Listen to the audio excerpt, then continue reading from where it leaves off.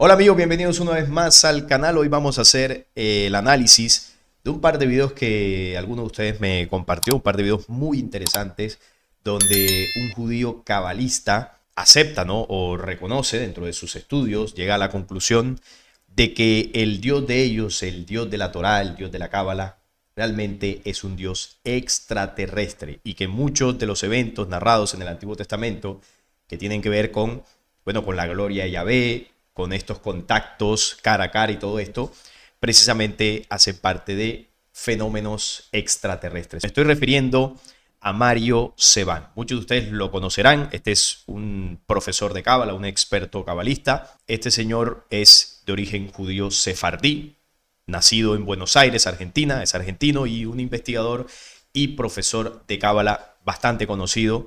También es psicólogo, teólogo y filósofo. Tiene muchísimos estudios y ha dedicado gran parte de su vida a estudiar la cábala. Evidentemente pertenece a esta raza por parte de su ascendencia familiar, ya que esta ascendencia es de los judíos expulsados de España hacia 1492, que son los judíos sefarditas, lo que refuerza su conexión con la cultura hebrea. Así que no es cualquier persona la que está afirmando esto. Es uno de los cabalistas más famosos de habla hispana, por lo menos acá en América Latina. Y él tiene su página llamada Cábala Escuela de Mario Seban. Aprende Cábala para transformar tu vida y ser feliz. Y tiene muchos estudiantes en el mundo. Y claro, también tiene sus programas en YouTube donde, bueno, muestra sus conclusiones y sus estudios en torno a este tema. Estos son los clips, tengo aquí dos clips que vamos a analizar, los hace junto a uno de sus estudiantes, Nacho Neumann, que es un argentino músico que también ha dedicado su vida, ¿no?, al estudio de la cábala, sobre todo por los cursos que ha recibido por parte de Mario Seban. Así que aquí están los dos, vamos a ir analizando lo que dicen sobre el Dios extraterrestre, el Dios de los hebreos y cómo se manifiesta en la Torá. El tema El tema que nos toca son los ovnis en la Biblia. es que la Biblia está llena de ovnis. A ver, ¿qué quiere decir? Yo hablaría de ovis, no de ovnis. Porque ovni es no identificado cuando la Biblia se identifica. Y dice, soy Dios. Claro. Es decir, que es ovi, no es ovni. Ovni es no identificado. Primero, O sea, de entrada relacionan los ovnis de la Biblia, los fenómenos extraterrestres, lo relaciona inmediatamente con Dios. Dice que estos fenómenos no son ovnis, es decir, objetos voladores no identificados, porque en la Biblia dice soy Dios. O sea, se identifica y ahí es donde ya comienza el enlace interesante que ya comienzan a desarrollar aquí. primero que todo, recordar algo que me parece muy importante, ¿no? Hubo en el siglo IV, por parte del Sanedrín, el siglo IV antes de la era común, así que hace 2400 años, una censura muy grande al texto bíblico, que se llaman las enmiendas de los oferim, de los escribas, donde extrajeron del texto casi 38 antropomorfismos de la figura divina. Antropomorfismos son, bueno, figuras semejantes a la forma humana. Él utiliza ese término para referirse a ciertas cosas, ciertos eventos que se narran en la Torá, en la Biblia, donde muestran a un Dios antropomorfo, es decir, que se manifiesta físicamente, que habla con los seres humanos, que camina en medio del pueblo, que habla cara a cara con Moisés, que, bueno, tiene un objeto volador. Bueno, esos son los antropomorfismos que dice él que del siglo IV a.C. se comenzaron a manipular o a cambiar para disimular mucho más esos eventos, para que hacia el futuro pues no hubiese tantas dudas en torno a estos estudios. Pero claro, si bien los manipularon o los trataron de esconder un poco, quien estudia esto sin el velo religioso sí que se da cuenta de estos antropomorfismos. Quiere decir que Dios era mucho más antropomórfico del que lo leemos hoy en el texto bíblico. ¿Ok? Eso número uno, yo esa investigación la realicé. O sea que era aún peor esas manifestaciones y esas evidencias de un Dios físico, alguien, un personaje que se contactó con el pueblo hebreo. Hace 1400 años era más evidente. En mi libro sobre la Merkabá, El misterio del nombre de Dios, donde en el libro de la Merkabá, extrayendo información del Talmud, aparecen cuáles son los versículos que fueron modificados por tanto antropomorfismo. Así que, en principio, es, cuidado, señores, que el Dios de la Merkabá, el Dios del carro de fuego, es un Dios antropomórfico. Ahora, ¿qué es la Merkabá? Indudablemente la Merkabá es un objeto volador. Es un vehículo. Es un vehículo, por lo tanto, Merkabá viene de Erkev, que quiere decir en hebreo montarse, es como montarse a un caballo. Yo hice un programa aquí sobre la Merkabá, lo pueden buscar aquí en el canal, donde efectivamente hablé de eso. La Merkabá representa el carro de Dios, la nave de Dios, y también tiene un simbolismo místico relacionado con Metatron. Toda esta simbología ocultista la analizamos en este video para que de pronto los que no conocen el tema de la Merkabah ahí lo puedan complementar. Bueno, Merkabah viene de Erkev, que quiere decir en hebreo montarse. Es como montarse a un caballo. Sí, ¿Okay? por eso es el carro. Por eso se dice el carro. Entonces, ese carro de fuego, que aparece en el texto bíblico dos veces claramente, aparece más. Aparece cuando se llevan a Enoc al cielo, cuando se llevan a Elías al cielo, en el capítulo 1 de Ezequiel y en el capítulo 6 de Isaías. Por lo tanto, aparece 4 veces de manera muy nítida en el texto bíblico, pero en la Torá, en los 5 primeros libros de Moisés, aparece todavía algo más fuerte, y es la nube. La famosa nube que durante el día era negra y llevaba al pueblo de Israel, y la nube de fuego que durante la noche el pueblo de Israel era guiado por esa nube de fuego. Y a veces eran 2 nubes, una que iba atrás y otra adelante. Bueno, aquí sí quiero aclarar algo. Quien se lleva a Enoc, quien se lleva a Elías, y lo que ve Ezequiel, esa nave que él describe, no era el carro de Yahvé, por más que ahí en la Biblia se escriba, en las traducciones y todo esto. A estos profetas fueron llevados y contactados por naves, no de los Elohim, de este Elohim Yahvé y de estas razas negativas. Fueron contactados por naves positivas de humanidades luz que, se los llevaron o los contactaron para entregarles información que luego estos personajes dejaron plasmados en documentos y en libros. Eso es importante aclararlo. Ellos no fueron llevados por Yahvé, fueron llevados por humanidades luz, mensajeros, pero el ejemplo que él pone del Éxodo, cuando el pueblo de Israel iba en medio del desierto, de día con una columna de nube y de noche con una columna de fuego, a ellos sí los estaba guiando el Elohim Yahvé con sus naves. Ahí sí aplica esto que él quiere decir, pero de todas maneras, todos estos eventos sí tienen algo en común, y es que son eventos extraterrestres, de naves. Eso sí tienen en común. Una delante del pueblo y otra detrás del pueblo. Bueno, indudablemente esto nos lleva a la conclusión de que estos son objetos, claramente, están volando, son voladores, y son identificados, porque en estos objetos aparecía el dios de la Merkabah, el dios azul, como se lo llama, y por eso nosotros en los tzitzit, en las borlas del manto ritual judío, tenemos una línea que es azul en recuerdo del dios de la Merkabah. En definitiva, Nacho, hay permanentes contactos. ¿Por qué? Porque tenemos que saber algo que es lógico. El Dios del texto bíblico es un Dios extraterrestre, fuera de la Tierra.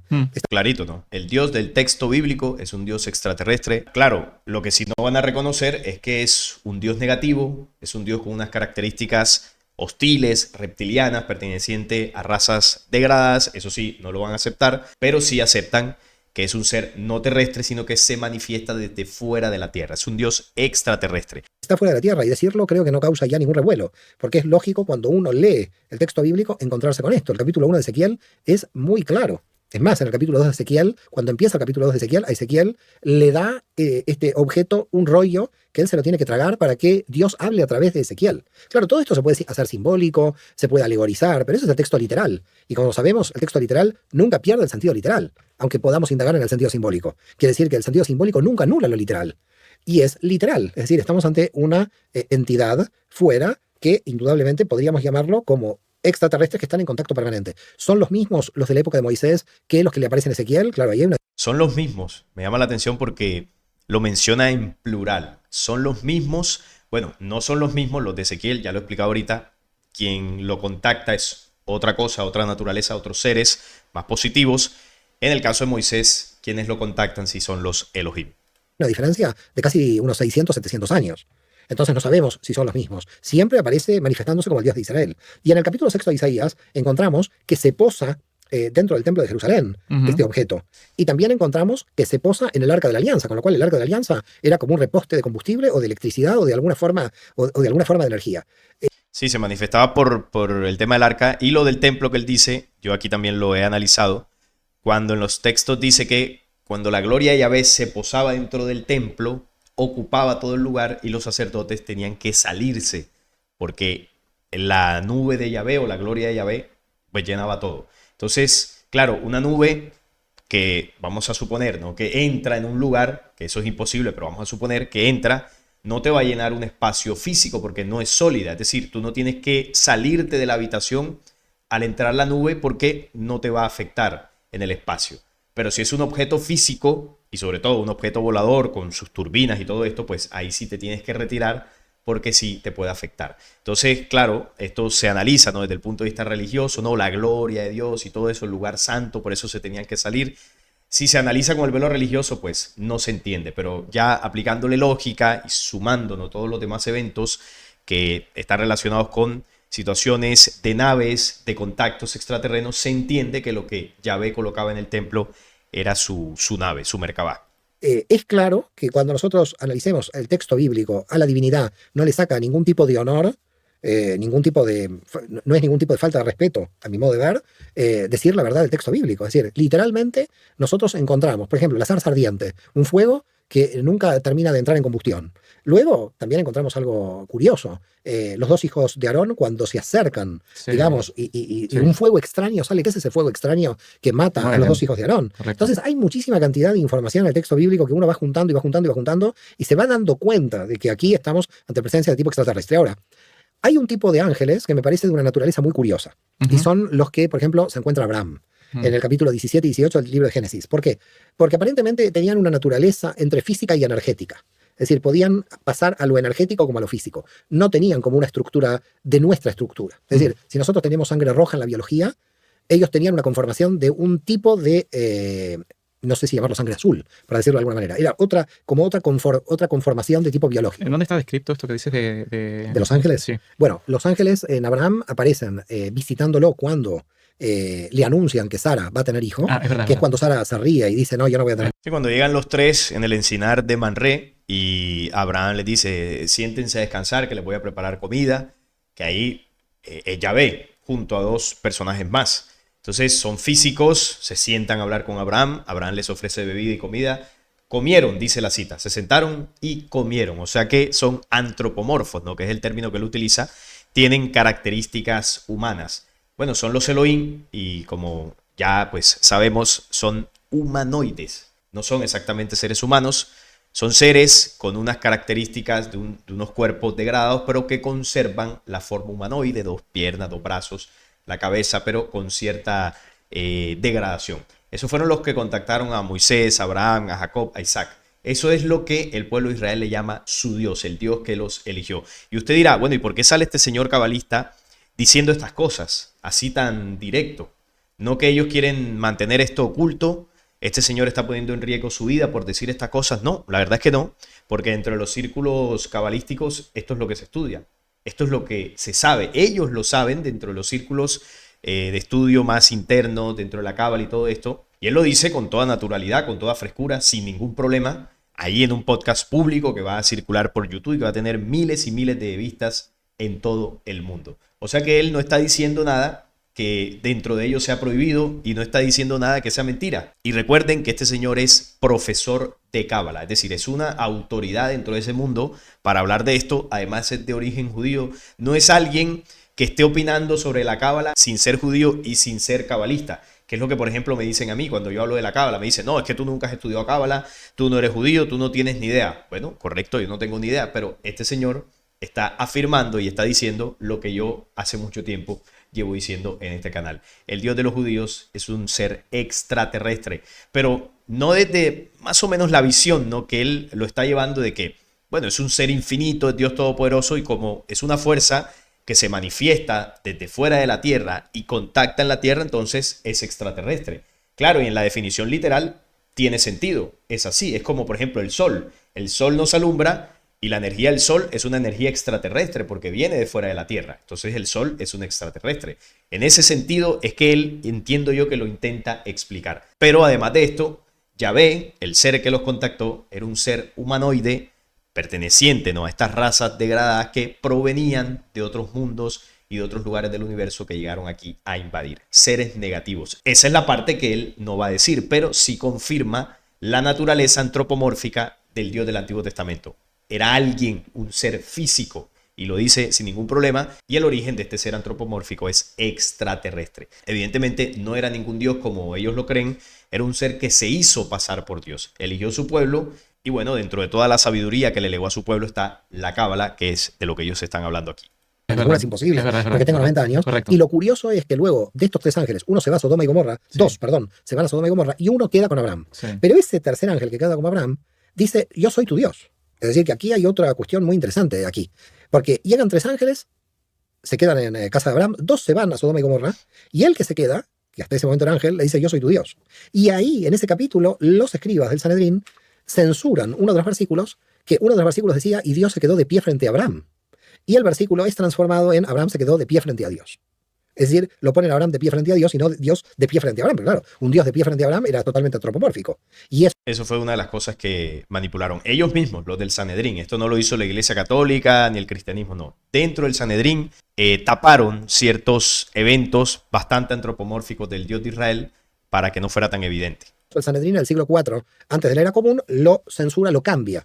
Lo cambia para que no quede tan antropomórfico. Entonces ahí tenemos muchos misterios. Primero, ¿por qué el Sanedrín intervino en ese versículo? Para cambiar el antropomorfismo. Segundo, ¿por qué se quedó uno de los tres ángeles y no se fueron los tres a Sodoma y Gomorra? Y tercero, como ese ángel dijo soy tu Dios. Quiere decir que no era el ángel, era el jefe de los tres. Es decir, de ese grupo de los tres había uno que una jerarquía diferente. Había una jerarquía. Por lo tanto, claro, aquí estamos en una cuestión que me parece muy interesante. Y luego, si esto lo analizas con la primera parte de Génesis, cuando en el capítulo 3 dice que no sean como nosotros, sí, correcto. Porque eso está en plural, y toda la tradición rabínica y de la Kabbalah dice porque el Dios jefe, Yud-Hei Vav-Hei, habló con sus ángeles.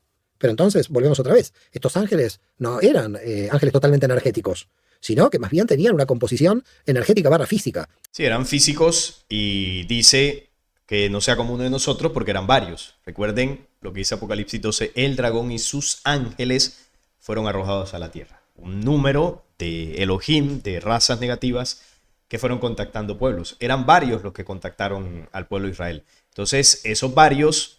ese pueblo hacia el futuro dijo, bueno, lo que nos contactó en el pasado, pues eran los dioses, eran seres superiores.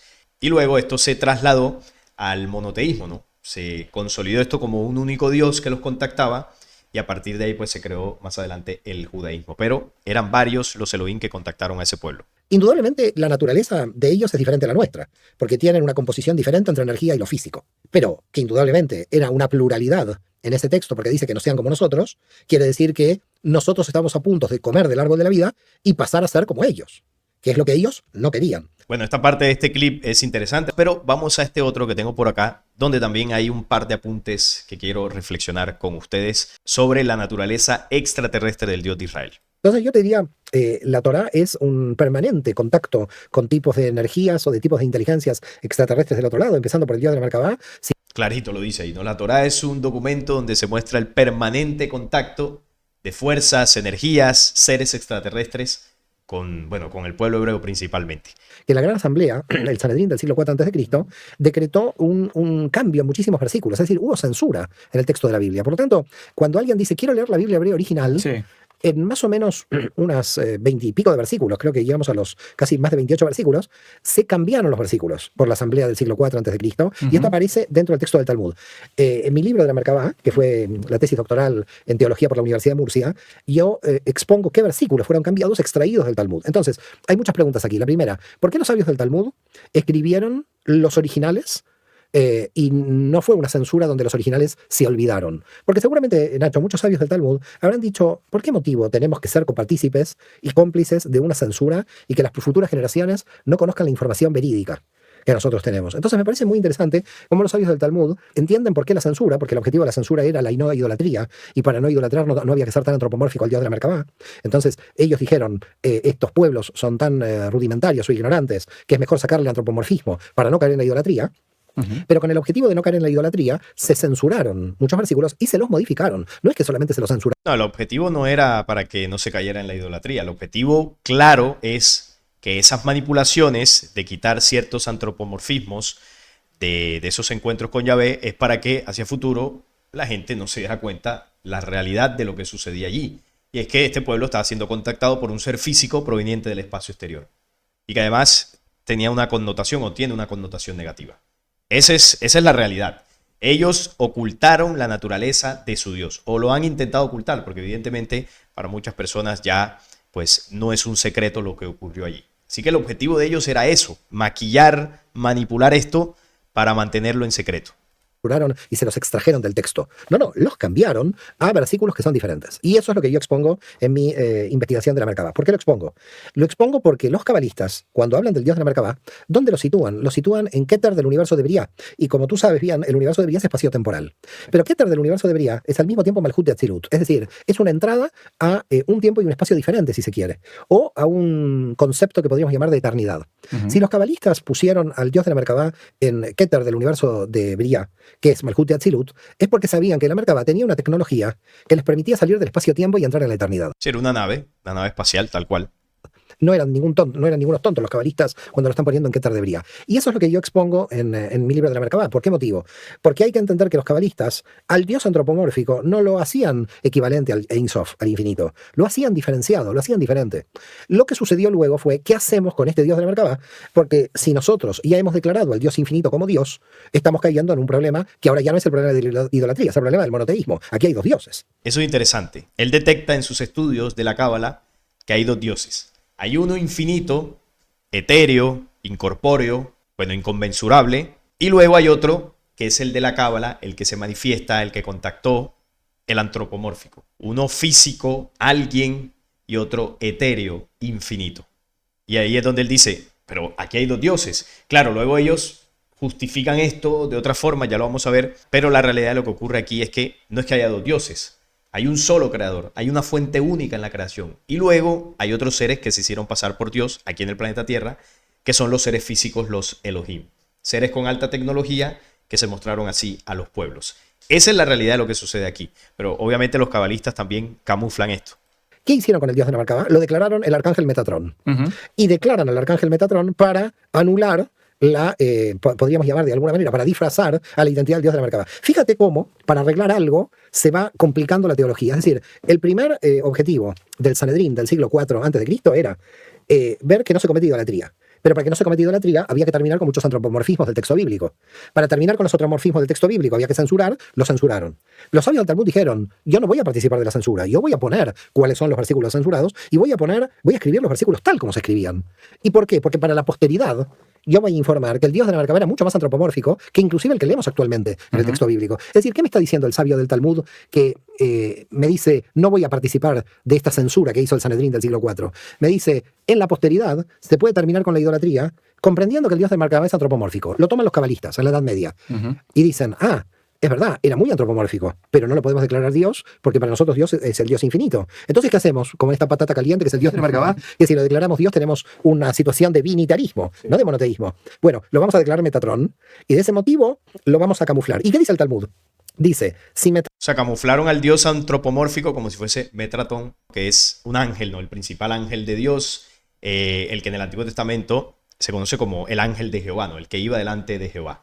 Lo camuflaron con esa imagen para que se pensara que realmente pues, Dios no era antropomórfico ni era físico, sino que cuando había manifestaciones físicas de Dios, supuestamente, realmente era uno de sus ángeles o el mayor representante que era Metatron. Eso es lo que entiendo que le está explicando. Y así se aseguraron de que el Dios de la Merkabah no es el Dios infinito. Pusieron un gerente. Sí, pusieron un representante. Esa fue ahí pues, la manipulación que se hizo para ocultar un poco esas manifestaciones físicas. Entonces, cuando hay antropomorfismos muy claros del Dios de Israel, ya sea en el Antiguo Testamento, bueno, en algunos otros textos, dicen, no, es que es Metatron quien se manifestó de esa forma porque nuestro Dios es infinito, es etéreo. Entonces, si ven el juego que hicieron allí para no mostrar la realidad de que realmente pues, se está hablando de dos cosas diferentes. Un ser físico que se hizo pasar por Dios y luego pues hay una fuente original creadora en el universo que es por ejemplo la fuente de la que vino hablando Jesús. Y estos señores evidentemente fueron contactados por el Dios antropomórfico, bueno, el falso Dios, ¿no? Uno de los seres extraterrestres. Y luego por acá hay otra cosa que dice que es muy interesante sobre, cómo los cabalistas se contactan con seres que habitan, bueno, ni siquiera en otra parte de la galaxia, sino más allá de nuestra galaxia. Vamos a ver.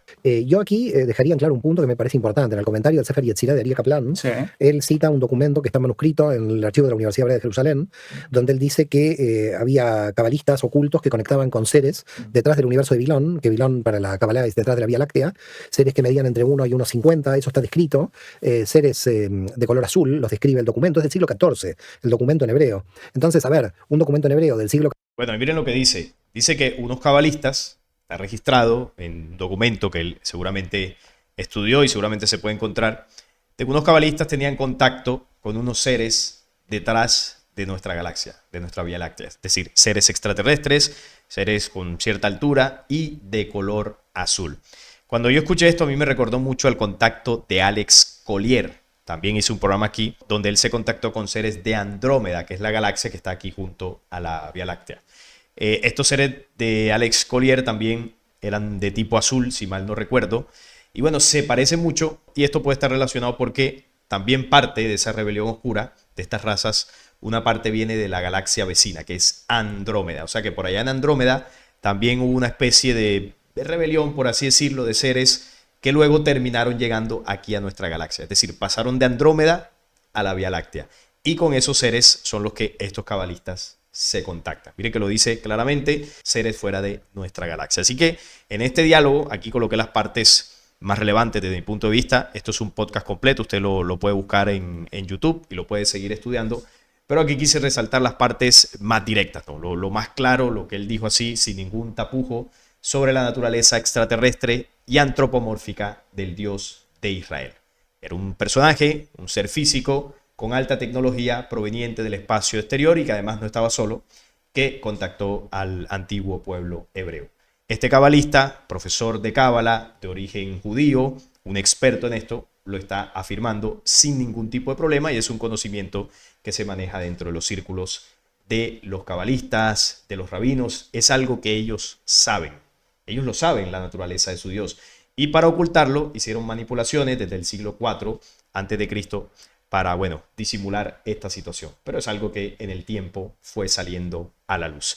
Y aquí quise mostrar esto, pues, para confirmar por una voz autorizada, perteneciente a toda esta cultura, algo que aquí en el canal ya hemos dicho desde hace muchísimo tiempo. Así que no es nada más por este video, por ahí estaré leyendo sus opiniones de lo que dice Mario Sebán sobre todo este tema. Si les gustó, les agradezco un like, la suscripción al canal y compartirlo para que llegue a más personas. Hasta la próxima.